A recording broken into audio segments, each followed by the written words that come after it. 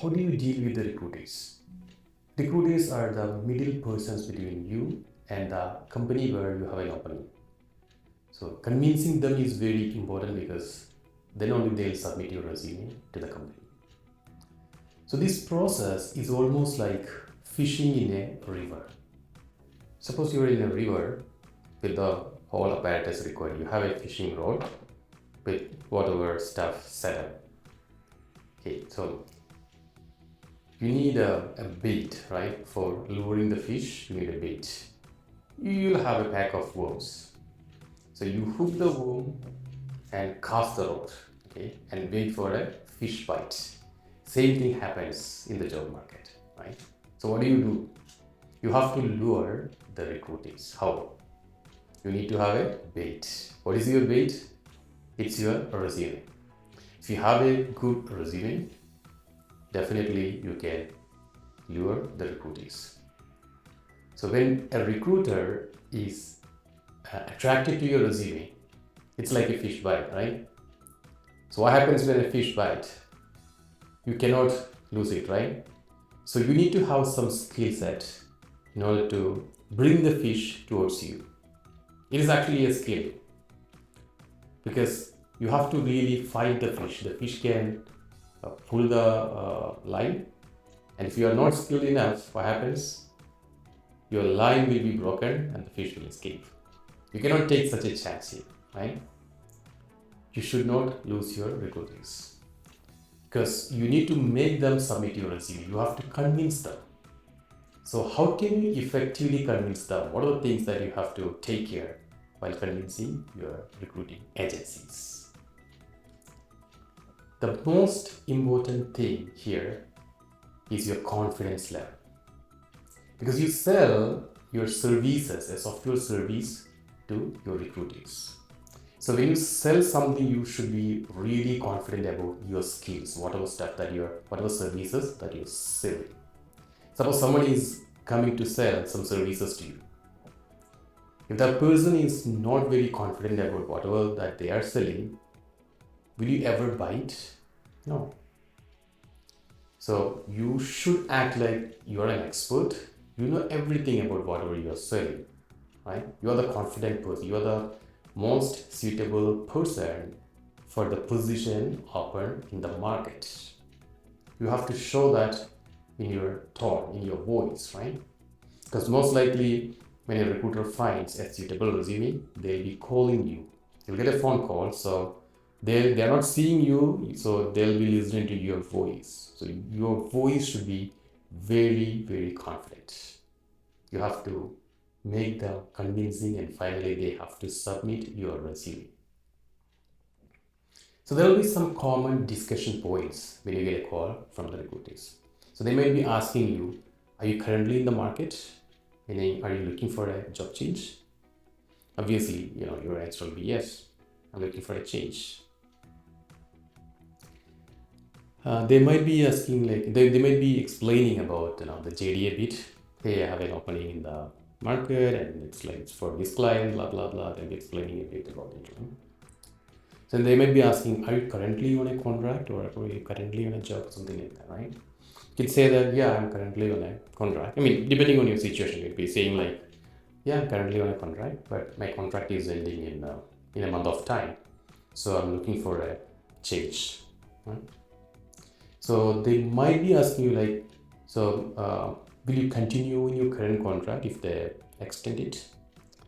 Because they are putting some effort, right? If they submit their resume and if an interview is set up and if you're selected and finally if you pull out, then the whole effort will be wasted, right? So they need to get some sort of guarantee that you'll be, taking up the offer once they extend it.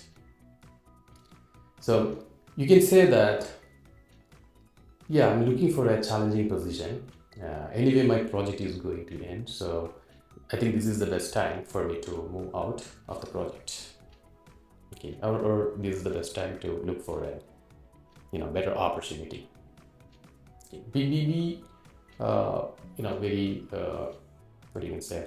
Be confident and be friendly in your chat. Okay. Now, what is your notice period? or what is your availability. So in Canada, usually the notice period is 2 weeks. So you can say that I have 2 weeks notice period. Do you have sometimes, some people, only some crooked persons, some crooked agencies, they might ask you, especially if you are a new immigrant in Canada, if you are a new person in Canada, they might ask you, do you have Canadian experience? Canadian experience is not mandatory for software industry, you know that, right? Because wherever you are experienced, whether in Canada or in any country, it doesn't matter. Software experience is experience. So if they ask you this question, that means they want to reduce your rate. They want want you to compromise on your rate. So you need to handle this question accordingly. But at the same time, you have to be friendly with them as well. So you could handle it. You could say that I'm new to Canada, but I've worked with Canadian clients earlier. So I know the Canadian work culture, so I can easily handle it. Okay. So apply some tactics like this and show them that you're confident to handle any situation. Now, are you incorporated? Whether that means whether you have set up a business, especially for contract jobs. Okay, you need to have a business setup because mostly it will be like business to business transaction. Okay. So setting up an incorporation or a business or a company, it's pretty easy. It takes less than an hour to set up your company here in Canada. So you don't need to worry about it. You can say that yes, I'm incorporated. Okay. So we'll look into the details of incorporation later. It's not a big deal. Now, what rate are you looking for? This is the most difficult question for many candidates. They're asking about your rate. You might be badly in need of this job. You can't lose it.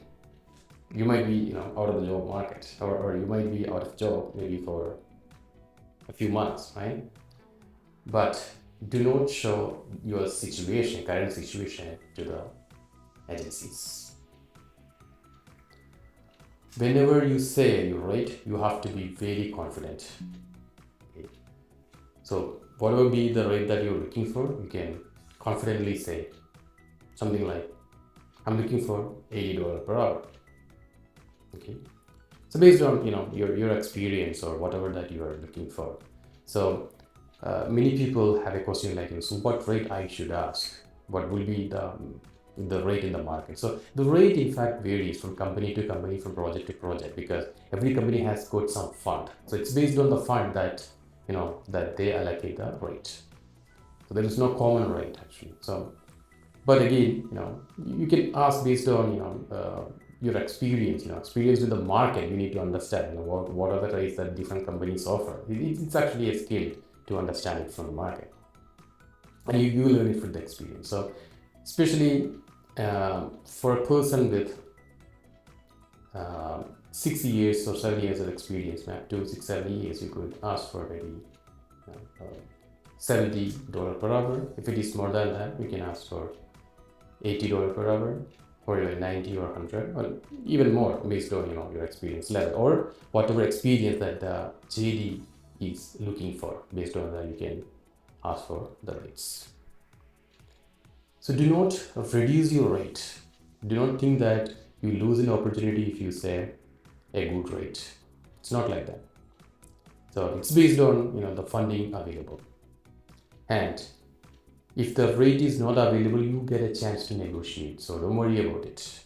Sometimes if you ask for $80 per hour, maybe the recruiter will tell you like, hey, I don't have that much available for this position. Can you negotiate? So you get a chance to negotiate it. So 80 is not available. So what should I say? Should I reduce it to 60? Or else will I lose it? No, it's not like that. So do not reduce too much on that, because you don't know what rate is available, right? So one tactic that you can apply here is like, you can ask them, okay, so what would be the best rate that you could offer me? So then now they have to respond, right? So maybe some people will ask you to say, maybe the minimum rate that you can work for. So you can say that, see, this is the rate that I'm currently working for, or this is the rate that I'm looking for. Now you can tell me whatever is possible here, so I can think about it. Then they understand that, okay, you're an experienced person, you know how to handle the conversation, you know how to handle the situation, and they may not reduce it too much. They might be saying, like, because they know that if they reduce it too much, then you may not take the opportunity, right? Because it is equally important for them as well, to place a person, because then only they'll get their money, because they take a cut, right, from whatever that you are getting, right?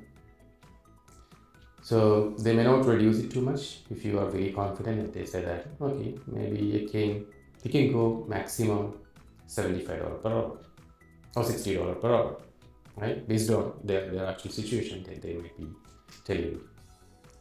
So maybe you can say that, okay, I can negotiate over there, because there is not much difference. Even if there is much difference, you have to adjust it if you really need that job, right? You can say that, hey, it looks like the JD looks like very interesting. It's very similar position that I'm looking for. So okay, I don't mind compromising, right, or something like that. You can say that. And if it is a permanent job opportunity, then the situation is different. So they might be asking about your salary expectation, the CTC, cost to the company, right? So you can say whatever salary that you're looking for, maybe something like 80,000 per annum or 90,000 per annum, based on your expectation. Because the JD, you have to look at the JD. Okay, in the JD they might be specifying like persons with 6 years of experience or 8 years of experience or 10 years of experience. So for when the experience level goes up, maybe definitely the salary will also go up, right? It's not your experience level, it's the experience level that is specified in the JD. That is the criteria for understanding the salary or the rate. So make a guess and ask for that.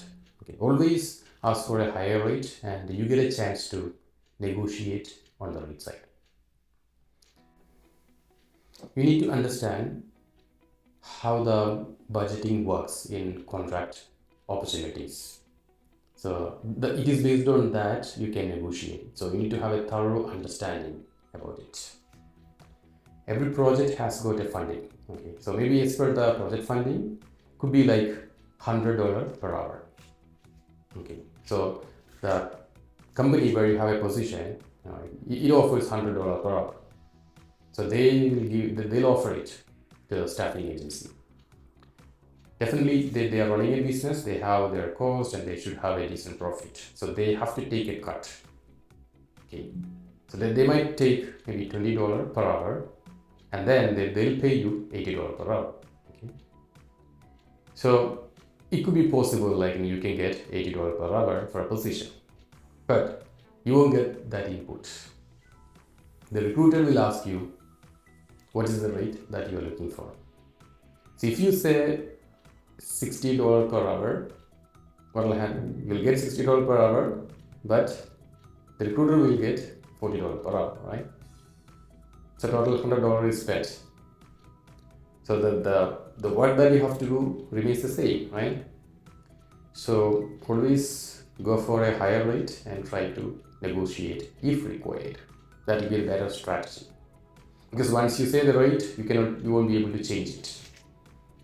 Okay, because you'll be signing a contract and you'll be there for till the term of the contract, or at least for a year. I don't think the goodies will let you change the rate. Now there could be some conversation regarding your skill set as well. Recruiters might ask you, whether you worked on a particular technology, because you might not have mentioned some other technologies in your resume. Right? It may not be possible to mention everything in your resume.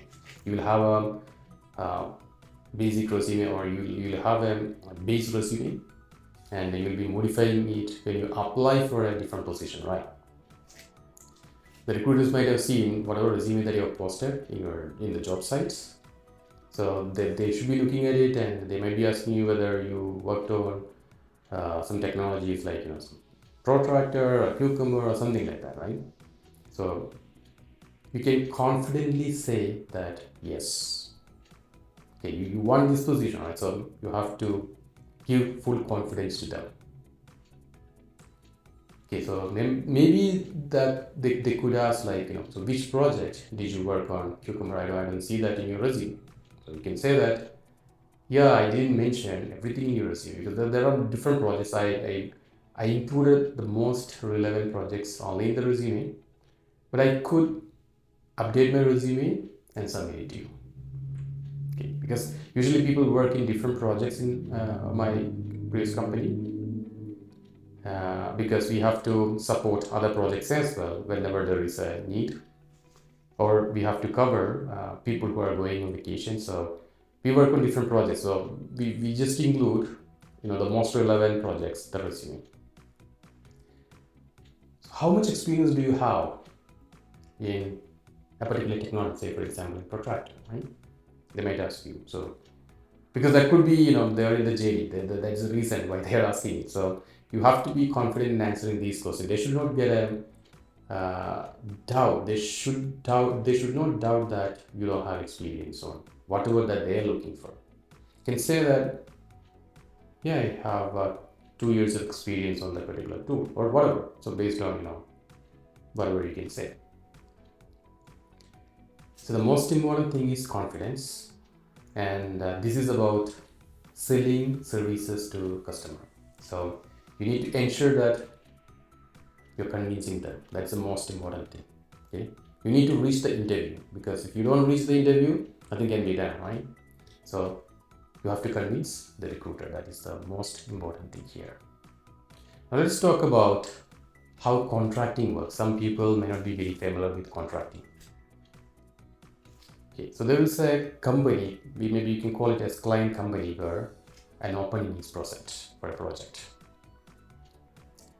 There is a staffing company or a recruiting agency that helps the client company to hire a person. So when they like you, once you are selected in the interview, then what happens is like you should sign a contract with the staffing company. You're dealing with the staffing company. Okay, so you have to sign a contract. So this contract agreement will have everything included as per whatever you have discussed with the staffing agency. So it will state about your rate per hour rate, then the term, the duration of your contract, and all the details. So you'll be signing it. So you'll be signing it in the name of your company. So you have to set up an incorporation or a business or a company. Okay, and the contract will be between the staffing company and your incorporation. Okay, now what about the payments? So whenever you have to submit an invoice, there is going to be one time period. So you might be whatever work that you have done within a particular period, maybe weekly or monthly or even fortnightly. Now based on the contractual terms, you'll be checking the hours that you worked for a company, for the project, and you'll be submitting an invoice. You can calculate the invoice amount by multiplying your working hours with your rate, and then you include your HST or your tax, and you'll be submitting an invoice to the staffing company. So the staffing company will pay you. So they will make the payment to the business account in your incorporation. So your incorporation will have a business account. You have to set up a business account with your bank. It will be the company's account. So definitely the staffing company will be sending an invoice to the client company, and they'll be getting payment to their business account. So now the next question is, how do you take the money out of your business account in your incorporation, right? So there are different ways in that. You can work, you can consider yourself as an employee of your incorporation. So in that case, you can take salary out of your company. You can also take dividend. Companies will have profit, right? So dividend is a profit share. You can take dividend.